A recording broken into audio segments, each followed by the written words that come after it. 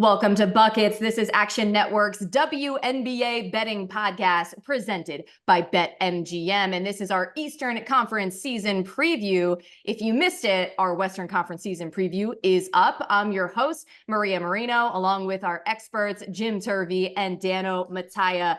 Fellas, we spoke already on the West preview episode. Just so excited for this season to get underway. Excited for this podcast to be on its very own feed, spinning off from our brother podcast, the Buckets NBA version here at Action Network. Jim, a quick word, a quick hello. Hey, how's it going? Yeah, excited to be back at it already. The Eastern Conference, we're a trio of Eastern Conference folks. We're all in that even Northeast, little pocket. So this is our conference. I gotta say, I like the Western Conference more this year. I have more bets there. I have more teams I like there. But I think this will be a great episode. We get to talk about the one, the only, the big name, Caitlin Clark. We get to talk about her today. But we also have a lot of other good teams, a lot of other good angles. I'm excited to get right back into it. And Dano, I may have seen you and Jim once or twice at Barclays Center a season ago, expecting more of that this year. Oh, 100%. I tweeted about it, but absolutely missing a wedding to see Caitlin's first game in New York. And I don't think she's going to listen to this, but Emily Dow, if you ever hear this, I am very sorry. It's part of my job. It's hard to get down to Austin for weddings, and I will be sending a great gift. Let's say if Fever win that game, I'll send you a Caitlin Clark jersey also. Get more WNBA fans. Yes. The Liberty actually opened their season at home against the Fever on Saturday, May 18th. So there you go. That's where you will be. By the way, I'm repping my Playa Society swag, our little t-shirt that we got from the draft a couple weeks ago. So we're all in a good mood here. And this is how this is going to work. Okay. So we're going to run through every Eastern Conference team, starting from shortest odds to highest odds to win a championship. So we're going to start Liberty, Sun, then we'll get to the Fever. So don't go anywhere. But let's start with the Liberty. Plus 230 to win the title, second best odds after the Aces. Their win total is at about 31.5. A season ago, a franchise best 32-8. So this total is a little bit tough, but just to sum everything up here, they have their core back, basically, Stewie, Sloot, year 2 with Jonquel Jones, Benaja Laney as well, Kayla Thornton off the bench. Dano, what do you make of this Liberty team year 2 with this core as we know it? I do think they're going to see some improvement for sure. Obviously, continuity-wise, I do worry about the lack of depth, specifically at the 4-5 position with this team. I think you can run into some trouble when Jonquel goes on the bench because I don't think Stewie likes to play the 5.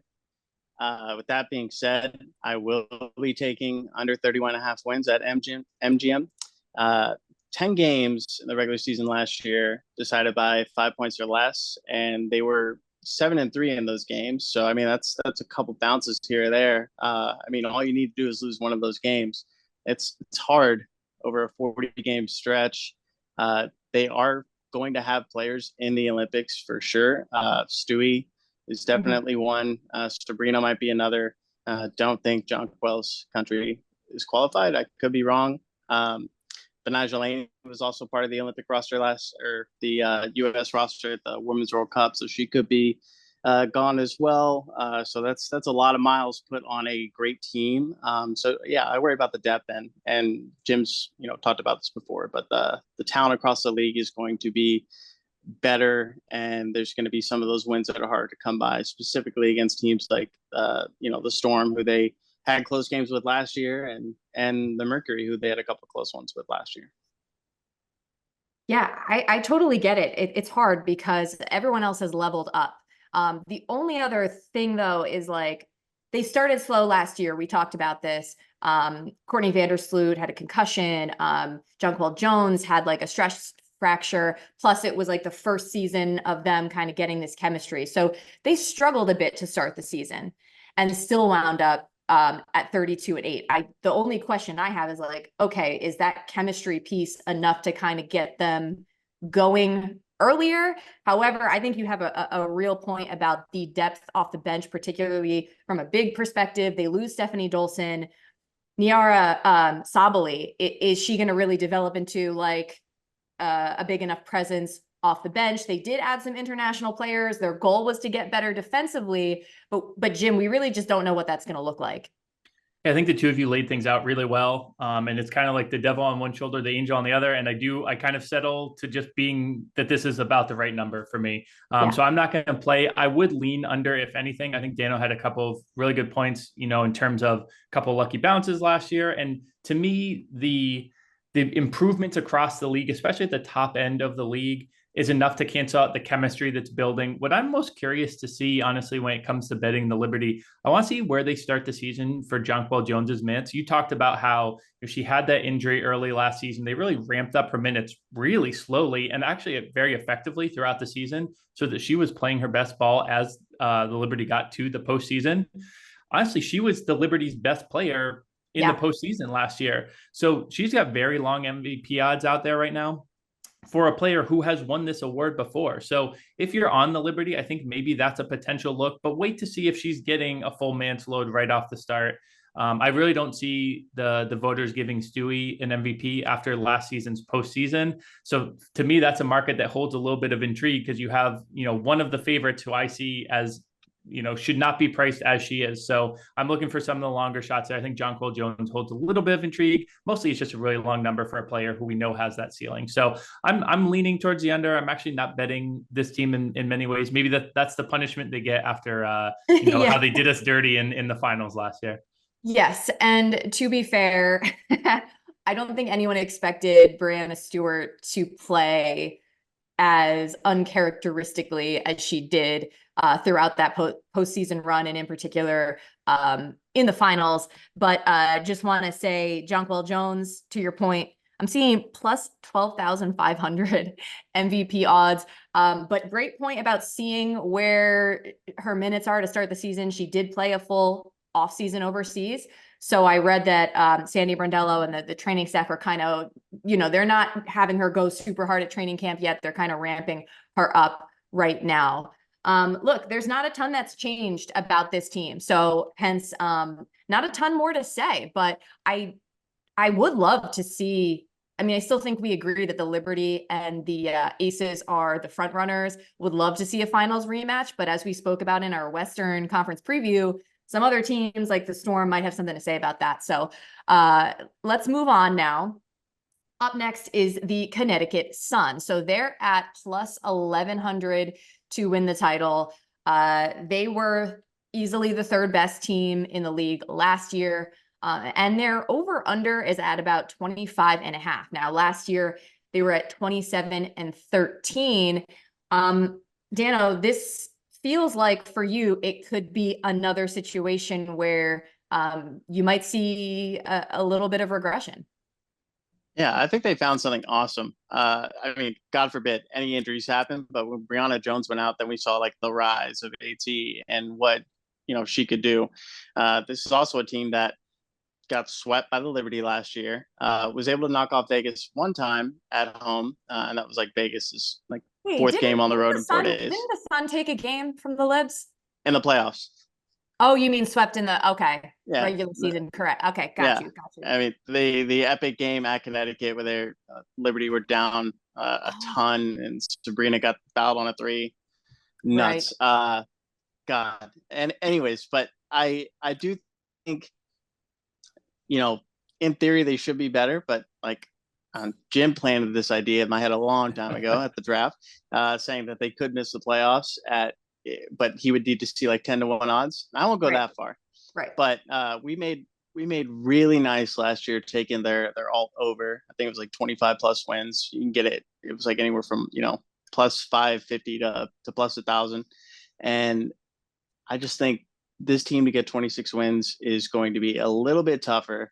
And I think it's just a little too high. I'd probably put it at like 23.5 realistically. And Yeah, I'm happy to take the under here. I still think AT is a god.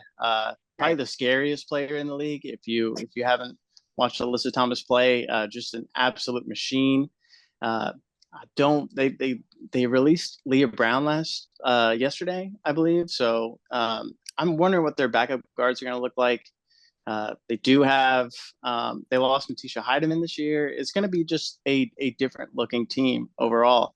So I'm taking the under, and I think 25.5 is good. I think it's a pretty decent odds as well there. So yeah. All right. I'm really glad that you mentioned AT being scary because I'm pretty sure, correct me if I'm wrong, guys, the Fever regular season opener is against Connecticut.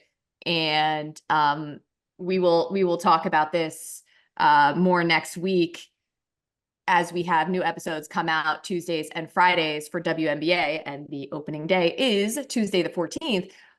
But like last I saw, the Sun were laying a few points, and I'm thinking to myself, that's going to be an interesting, perhaps welcome to the W moment for the likes of Caitlin Clark and the upstart Fever, because I just feel like Thomas is one of those players that she just don't care. She don't care what anybody thinks, what anybody says. She's going to come out and do what she does.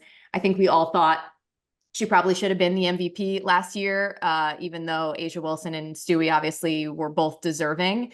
But the one thing that gives me pause with this team, Jim, is just the health. You know, Bonner she's been playing great. She's showing no signs of slowing down. She is 36 years old. You know, AT is, I think, 33. Bree Jones, obviously coming off an Achilles, should be good to go to start this season. The backcourt is going to look way different. I'm upset. I'm not over the fact that Tiffany Hayes is retired. She was so great for them last season. No Heidemann. They do add Mariah Jefferson, Tiffany Mitchell, and Rachel Banham. So they have some, I think, answers there at the back in the backcourt year two under Stephanie White, Jim. Yeah, this is a team. Last year, I was all about the respect with the CT at the end. You know, Dana referenced that 25 plus wins. That was an awesome hit. The market just seemed to be sleeping on them. This year, I'm a little bit more back the other direction, and pull the clip, the disrespect. Me and Dano both leaning towards the unders on the Sun here. I just think it's a lot of shuffling of pieces. I think that you mentioned Tiffany Hayes, Beck Allen is also out of town, and who is the third one that you just said that they lost as well? I'm blanking in the moment here. Sorry. Hayes, Heidemann, of course, Heidemann, yes. who I've long been a fan of as well. So losing those three, now they did get some new names in, but it's a lot of shuffling. Steph White looked awesome. Her first season as the Sun coach.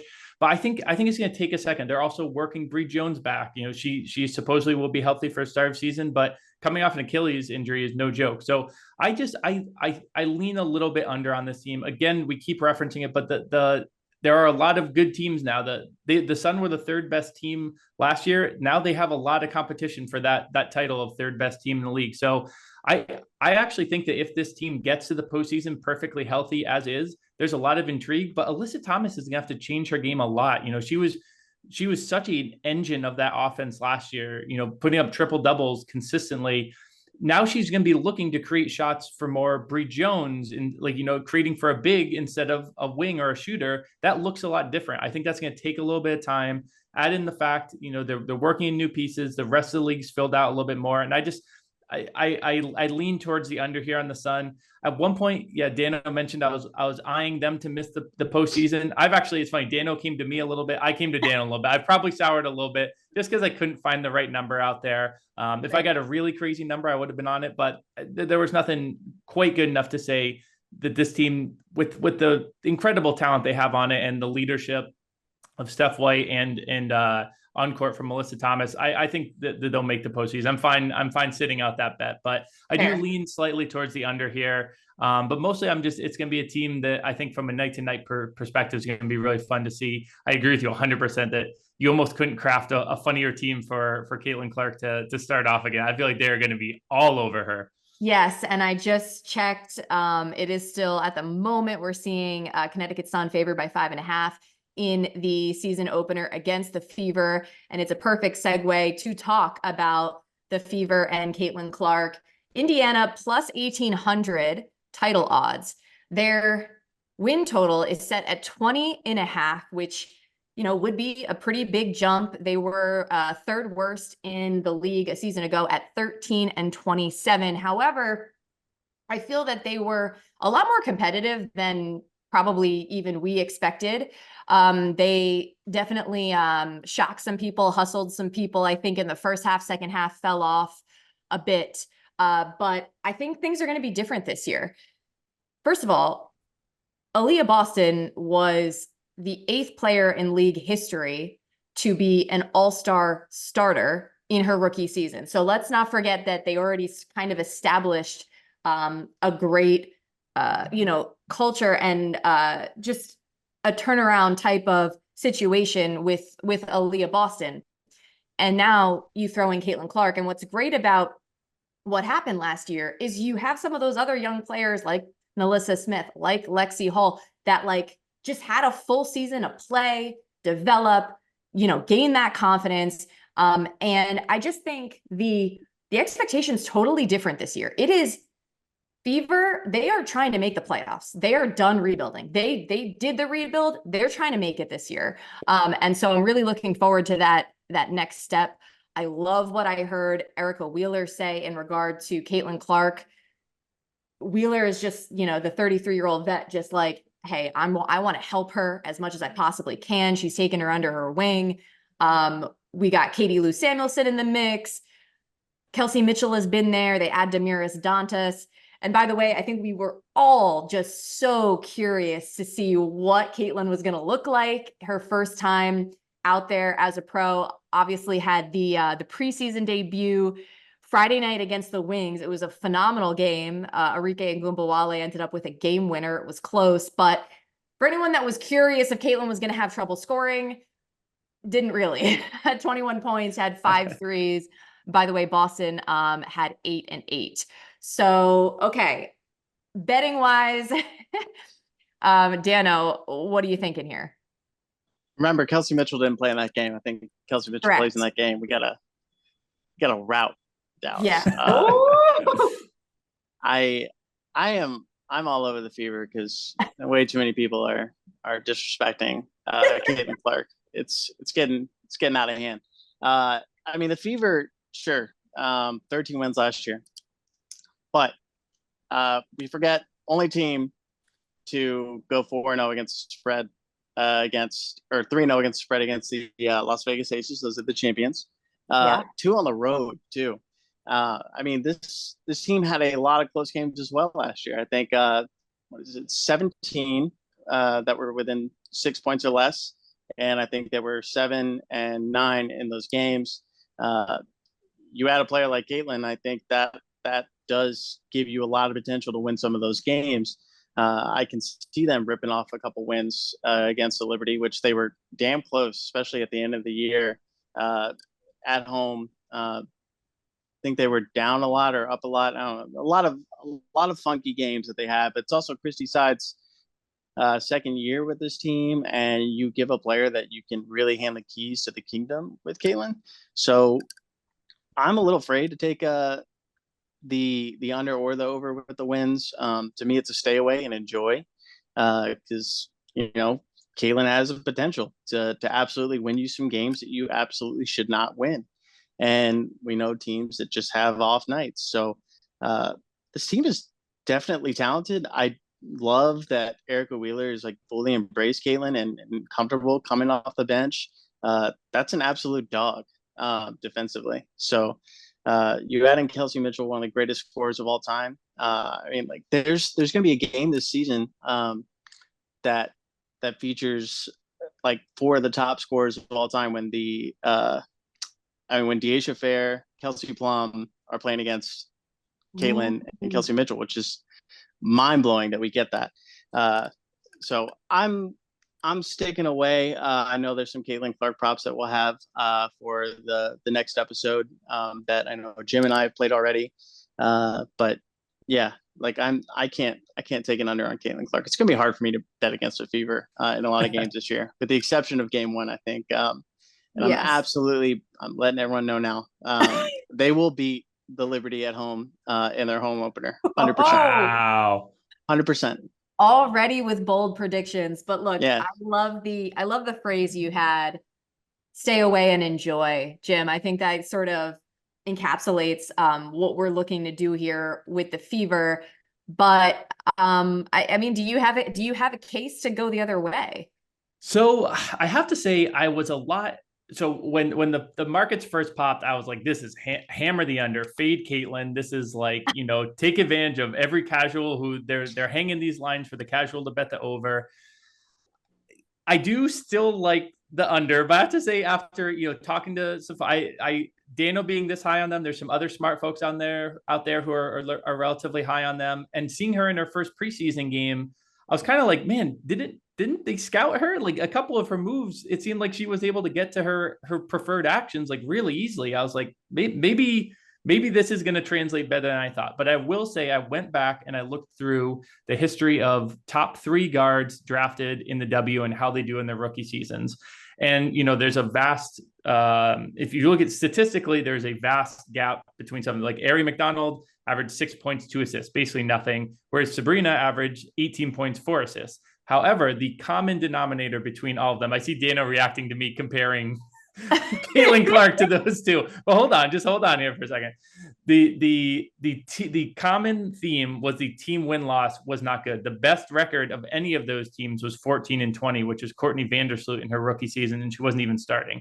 The point being, when you're a top 3 guard, you're going to a team that isn't great. Now, I think this Fever team is better positioned than a bunch of these teams. You're like referencing that Sabrina Liberty team. I mean, this Fever team is in a different planetary system than that team.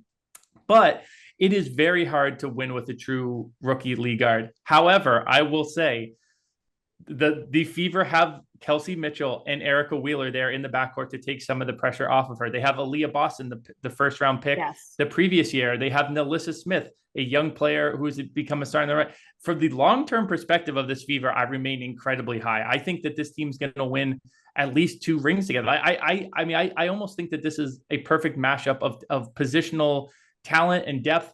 I just think in her rookie year, we got inflated numbers to start. Now, I will say it's already come down 2 wins. So when I put in, when hopefully you were following 22.5, I really like that. Now there's 20.5, I like it a little bit less.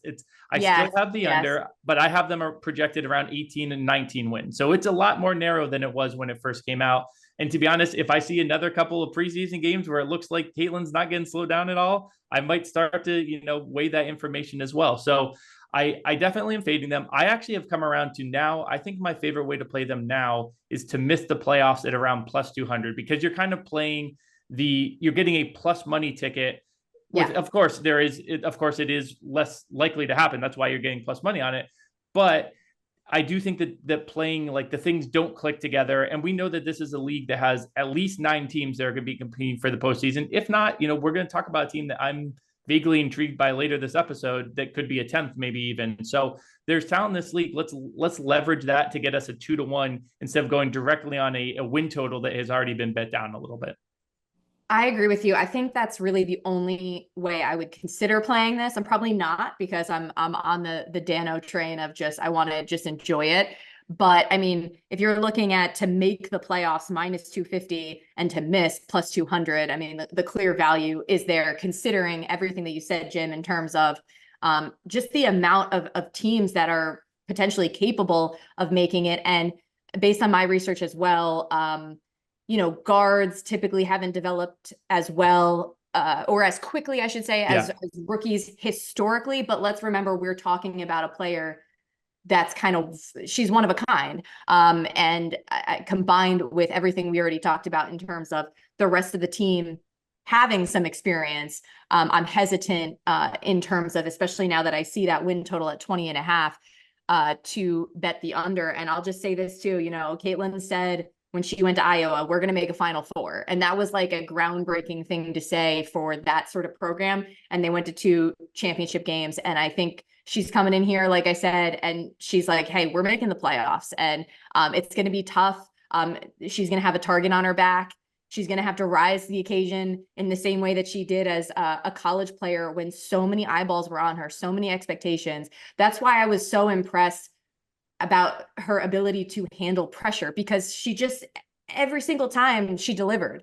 And so I could see that happening again. And like I said, we will have a Caitlin Clark special episode because, look, it is what it is. There's a lot of attention on her. There are a lot of people that are interested, and therefore there are a lot of people that want to bet on Caitlin Clark. And so we're going to go ahead and cover some of those betting markets that are available on our next episode coming out Friday. So stay tuned for that. Can I rattle off 3 quick points? Yes. One, like for people who don't know, it is mind-blowing that one of the smartest people I know, Jim Turvey, just mentioned Ari McDonald and Caitlin Clark in the same sentence. And whoa, it just woke me up. I just felt like I had 2 coffees. 2, the fact that they are playing their first 5 games, 2 against the Liberty and 2 against the Sun, and then 1 against the Storm. That's at Seattle. If we see what we saw in the past with win totals being up the entire season, might be a time to bet after those games. Ooh, so that. Good to look at that. And then the last thing, missing playoffs. Do you think the league is going to let that happen? Come on now. We got, I mean, I know no comment. No comment. These refs by name. Stop shout out to the one ref who I told him you're a good one after the Liberty playoff game, and he bought me a beer at McMahon's. McMahon's a spot, by the way, after Liberty games for beers. We'll be there a lot. But yeah, we're not going to see them miss the playoffs, guys. Come on. You really did have some coffee. Okay. But I do think that's a really great point as far as scheduling. And I actually think it benefits them to go over a little bit, get those teams out of the way while 100%. They're still getting the kinks out. And then, we'll see how they ascend. But definitely, I think that's a great idea, is after those first few games against some of those tougher teams, check back on the win total, check back on make miss playoffs, see if you can get a little bit more value. Okay, let's recap real quick, because we got 3 down, 3 to go. Liberty, Dano's kind of leaning under the win total, as well as the under for the Sun. Fever, right now it's for Jim, to miss the playoffs or nothing. Dano and I are staying away and enjoying. Did I miss anything? All right, that's a no. I'm getting head shake. So I guess we can move on. All right, we got 3 more. And I wrote this in my rundown as the scrappy sky. I'm talking about the Chicago Sky. I just feel like there are very low expectations here. They're at plus 4,500 to make the playoffs, or I'm sorry, to win a title. They're 11.5 is the win total. And I think, like I said, none of us are really expecting a whole lot here, but hey, they draft Angel Reese and Camila Cardoso. They bring in some, I think some scrappy, some low key, like really good players. I mean, Kennedy Carter, like I almost feel like people forgot about her and her ability to score off the dribble. They already had Marina Mabry, who's a bona fide scorer. They get Diamond DeShields back. I'm kind of interested to see how she does, because she didn't play much for Phoenix a season ago. I like adding Michaela Onyenwere. I think she's another like underrated scorer. Dana Evans can score with the best of them. Curious about, defensively, but love Teaspoon, Teresa Weatherspoon, coaching debut for the Sky. One of the best motivators that I've ever had the pleasure of speaking to. So I could just see them being a little scrappy, a little tough. I just don't know how much that is going to translate to wins. I could see them being maybe profitable against the spread in certain spots and getting close games, kind of like what we talked about with the Fever a season ago. But I don't think either of us, correct me if I'm wrong, expect them to go over their win total. Jim, I'll give you the first word on this. Yeah, I think you summed up a lot of things there very well. To me, the most interesting part of this is seeing what Teaspoon can do with this roster, because going into the draft, I was very curious to see what they would do, because it was a roster to me where I think I'm very high on Elizabeth Williams, but I think Elizabeth Williams is potentially the best player on this team. So to me, you have like kind of this defensive core center that you should be building around. I was a little bit surprised that they went with two bigs, especially because Izzy Harrison, I think, might be the third best player on the team coming into the draft. So they have this bigs rotation now that is going to be really, really strong, especially really strong defensively. But I do think I'm excited to see Dana Evans and Kennedy Carter at potentially getting minutes. I also don't know if in this league at this moment that combination is going to lead to a ton of success in terms of actual wins. I agree with you. I think they could be spunky. We saw in the first preseason game they're hanging around a little bit more than anticipated. But to me, this is a team. It's the story is similar to LA. There are pieces here. There's talent here. There's good coaching here. But just with the league as is right now, I just don't see this team being on par with the rest of the team. So to me, it's not as much of a hammer as LA. LA is my favorite under. But this one is a team that I have projected around 9 wins. So there's plenty of room there. I do see a world in which they could cover. I have the win spread, going up towards 12 or 13, but the majority of that sits below the 11.5. So I'm fine taking the under on the Sky team. And by the way, these are a couple of rookies in, as mentioned, Angel Reese and Camila Cardoso, that we were also interested in seeing their first WNBA action. And they too played in a preseason game Friday. I'm sure you saw it on a blurry, pixelated iPhone live stream because it was not available on League Pass, which apparently was a mistake because like 200,000 people. The numbers that stream was getting, stream. Shout out to the person who streamed that. I'll have to find her Twitter handle to shout her out. But that being said, Angel started 13-9, and 5 of those rebounds were offensive. I thought that was a really good sign. Camilla came off the bench 6-4. So I just wanted to mention that, Dano, but I think you're on the same page as Jim. Yeah, this is the one. Jim said he's most confident in the Sparks to go under. This is the one I'm definitely most confident in. I think their defense guard wise is going to get absolutely shredded.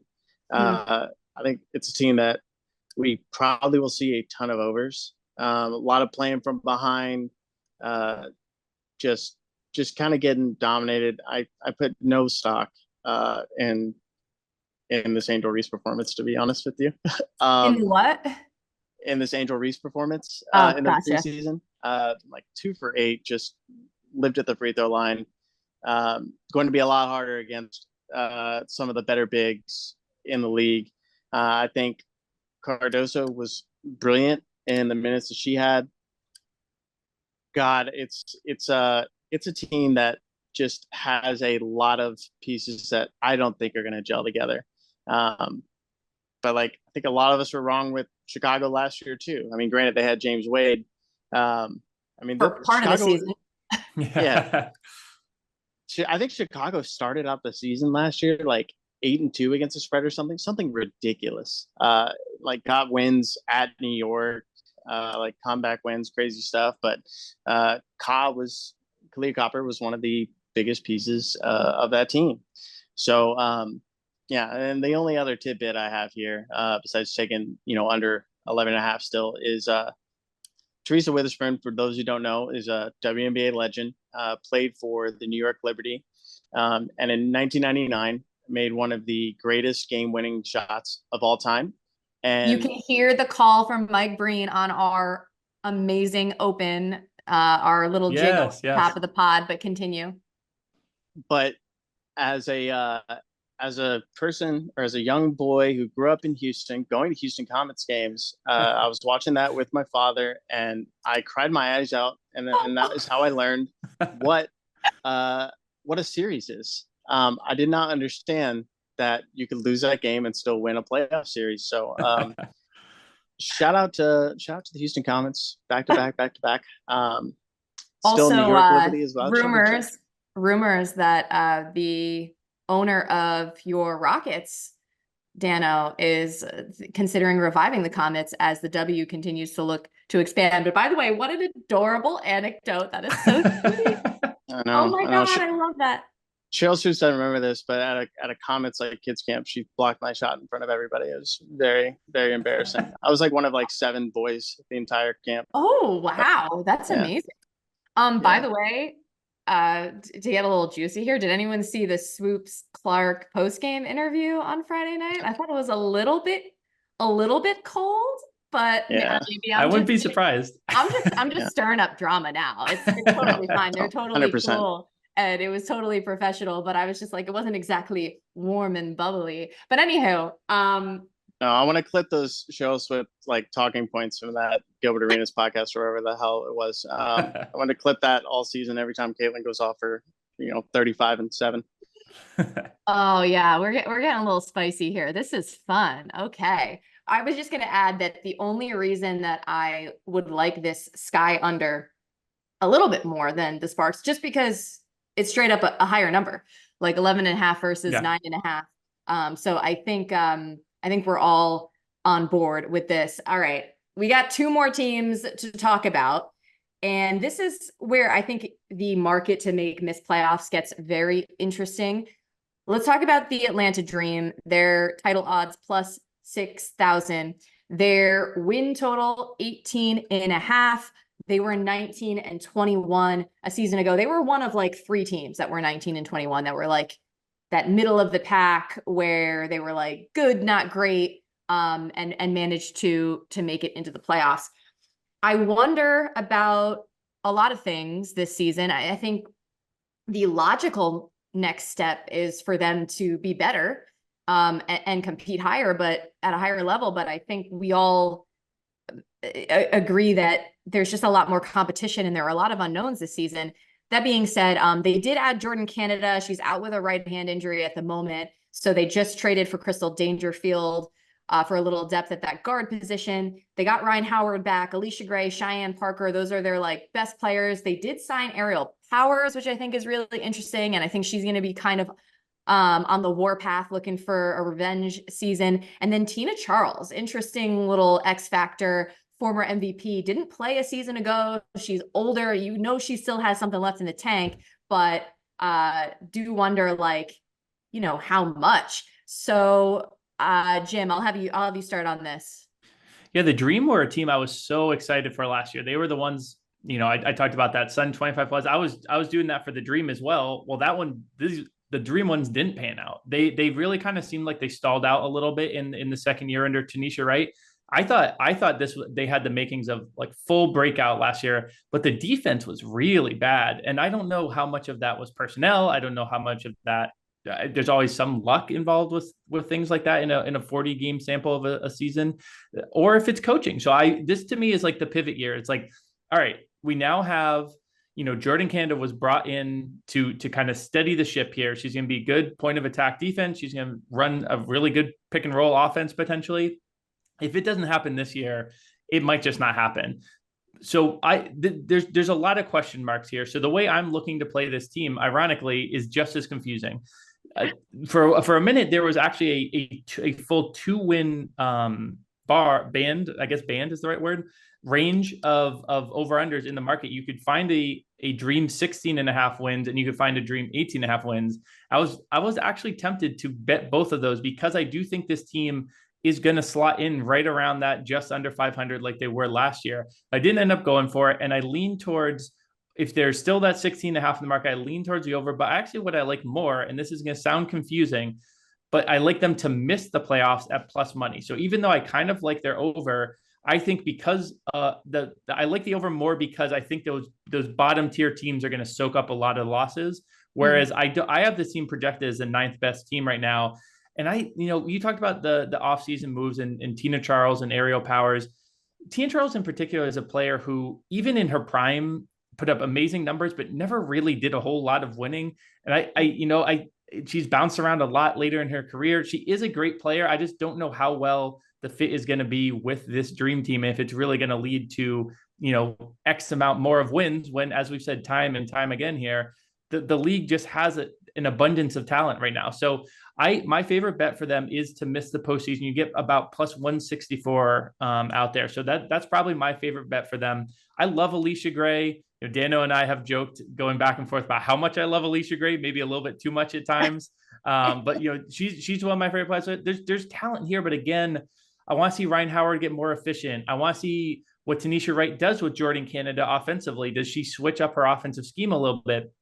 I want to see if they can finally bring the defensive effort and focus needed to get to a 500 record in this league as is right now. So my favorite play is going to be them to miss the postseason, even though I don't necessarily hate all the pieces that they have here. So Jim, your plays that are juxtaposing are essentially reflecting the marketplace. And so I totally get what you're saying. And this is what jumped out to me and why I'm comfortable betting the Dream to miss the playoffs at about plus 165.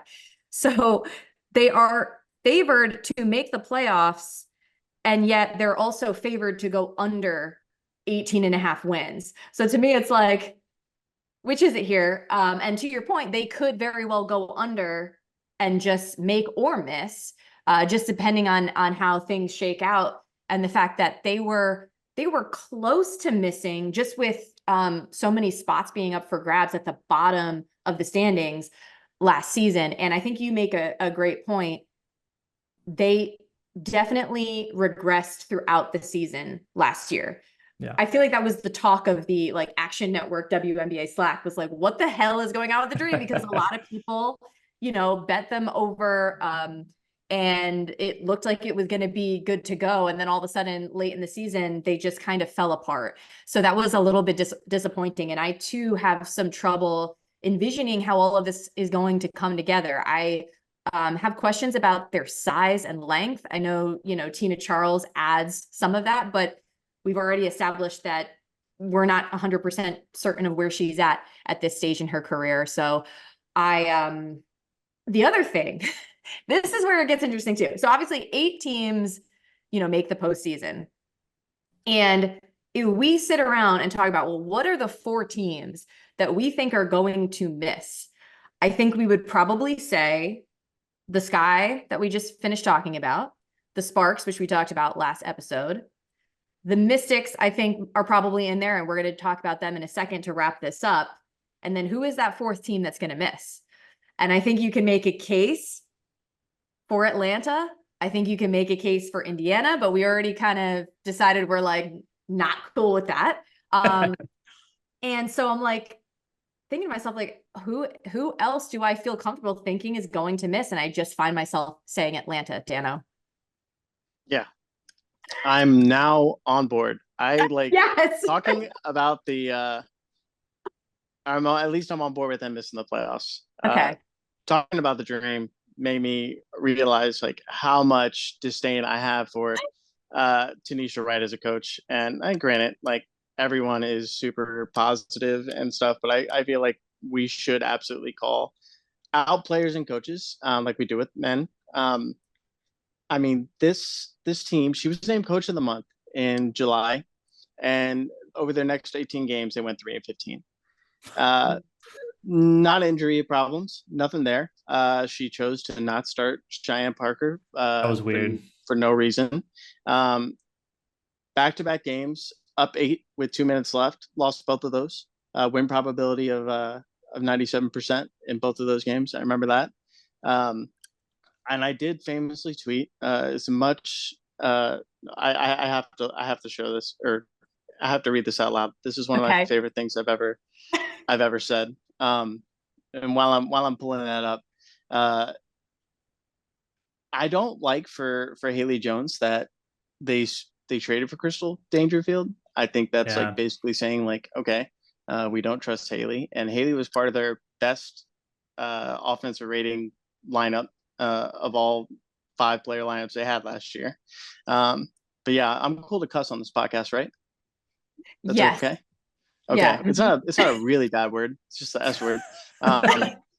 Tweet at 11:32 p.m. on September 15th of last year.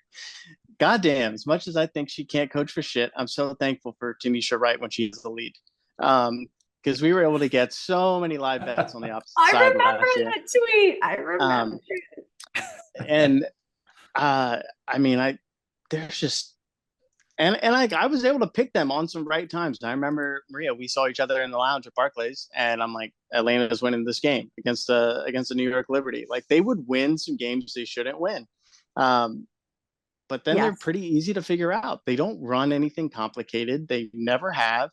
It's just relying on Ryan Howard being an absolute god, which I think she is one of the best, scorers and shooters in the WNBA, and Alicia Gray getting stuff done. It's just like we never really saw those two and Cheyenne Parker all have great games together. And I mean, I think we're going to see a coaching change at some point. So yeah, I would love to root against the Atlanta Dream again. So 100% taking them to miss the playoffs. Thank you both. Yes, you're welcome. Look, I feel like, thank you, because I feel like we are spitting fire on this episode. We got bold predictions from now. I'm a hater. We got somebody talking about rings for the Fever, like what years in advance. We have our first swear word. It's like really all coming together here. So I feel like this is just episode 2, by the way, guys. I already feel our chemistry. We're like way ahead of the Liberty this time of season. Like it's gonna only get so much better. So make sure you hang with us. All right, we got one more team before we wrap this up, and that is Washington. The Mystics, they're at plus 8,000. So the worst title odds on the board. Their win total also at 11.5. They were 19-21 a season ago. Squeaked into the playoffs, 7th place in the standings. This hurts a little bit, and our producer Matt Mitchell will remember, because Jim and I, we liked the Mystics going into last season. They were like kind of our little darling sort of long shot play, but that was before they were just absolutely riddled with injuries. Elena Delle Donne, who was reportedly last season the healthiest she had been in quite a while going into it, unfortunately gets injured again, misses a lot of time. Shakira Austin missed a lot of time. Ariel Atkins missed time, and it hurt them.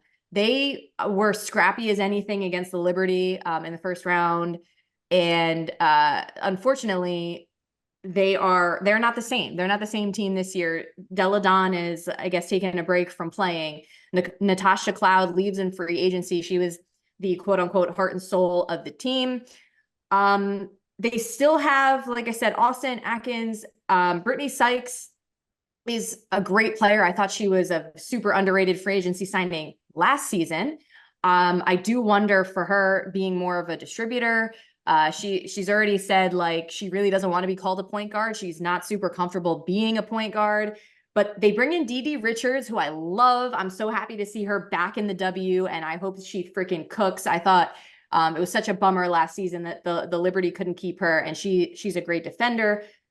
Love her. They get Stephanie Dolson. They draft Aaliyah Edwards. There's a lot to like, but I just think overall, this team is kind of poised to just take a step back. And Dano is smiling, but so I don't know if I should go to you first, Dano, here.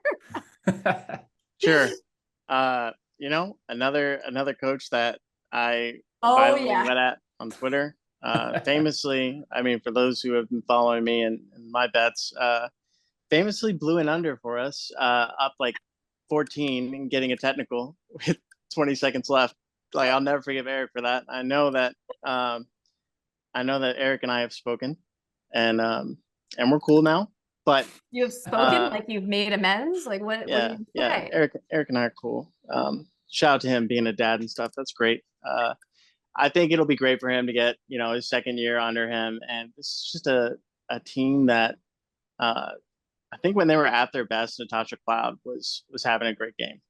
Yeah. I mean, they were able to knock off the Liberty once. They should have done it twice in the regular season in New York. I think Vandersloot, that was a game where she had a layup to send it to overtime, and then we lost the last regular season game at home against the Mystics. I mean, it was meaningless. We already knew we were the 2 seed, but yeah.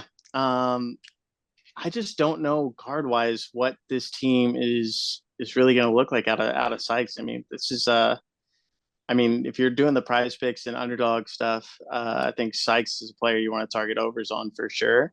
Ariel Atkins, I just feel like completely plateaued, if not kind of gone down in production over the last few years. There's been some health stuff there for sure, but Shakira Austin looked like she's finally going to be healthy, and we know how great she can be. I think that's like arguably one of the best players out of that draft. By the way, totally cutting off here. We saw her at the draft. You guys saw her at the draft? Yeah. Just Yo, like you think they look big on TV? She is, man. She tall. Yeah. Gotta be honest. I was immediately thinking that you're gonna be like, wow, absolutely stunning and gorgeous. But yes, that too. Well, that too. Yeah. Sorry, but we are talking ball here. Like, yeah, of Yes, course she looks yes. beautiful, but No, I mean it's like AT. Like these players are scary, ferocious. Like I don't know if you've ever seen Shakira Austin block a shot, but it's crazy. I mean, De'Erica Hamby is another player that I'm like, I did not know you were that tall. yeah, we saw her too. And we saw Shakira's arms. It definitely been in the weight room too. Like absolutely ripped. Scouting report. But I mean, what she got hurt against the Liberty last year. Correct. And I don't know what, I think it was a hip. Yeah, it was a hip. Wrong. But like showed spots of like having double doubles. Like, I mean, could be an incredible player for the Mystics. It's just, I don't think they have. I mean, you lose two starters who have been with you since, before the championship team in 2019. And like I said, Cloud really stepped it up offensively from a scoring perspective last year. Deladon, when playing, is, an MVP type of player. So it's tough. I think their win total is probably set at about the right place. And I want to say I don't trust Eric, but like when I don't trust him the most, that's when he gets me. So this is a complicated relationship. It really is. But essentially, are you willing to bet an under here, or are you just kind of like whatever? No, I don't think I can bet an under. I mean, I think they do have shooters. It's just we've seen this Mystics team last year. I mean, I think over the last 2 years has been the best unders team in the WNBA, by the way, by a wide margin. Just one of the best defensive teams. Yeah. Yeah. And I mean, you're not losing a team identity from switching coaches from Mike T-Bolt to his son.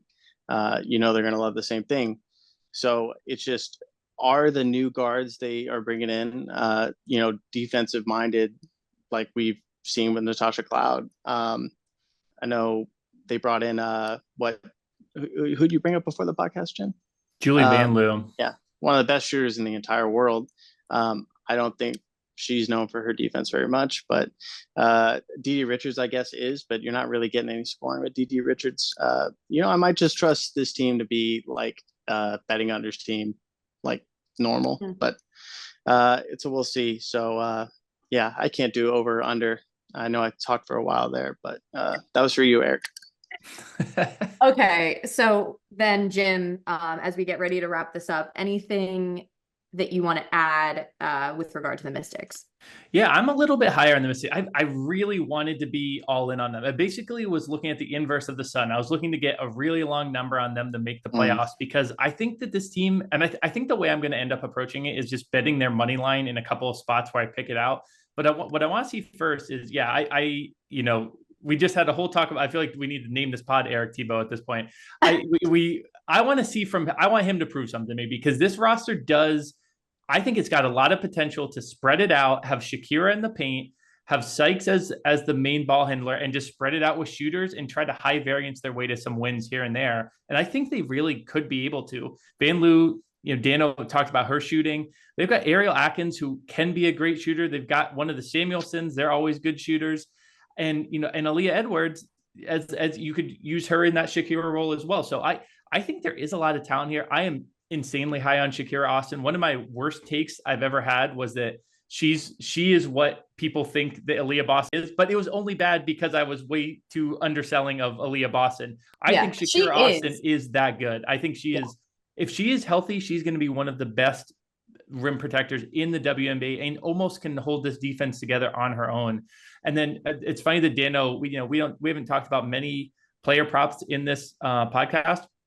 He targeted Sykes PRAs. I had a note, bring up Brittany Sykes PRAs. Wow. I think her usage is going to be crazy. I think looking at her, if they ever give us this freaking market, remember last year we wanted Jewel Lloyd to lead the league in points? That would have been such a good bet and it would have hit.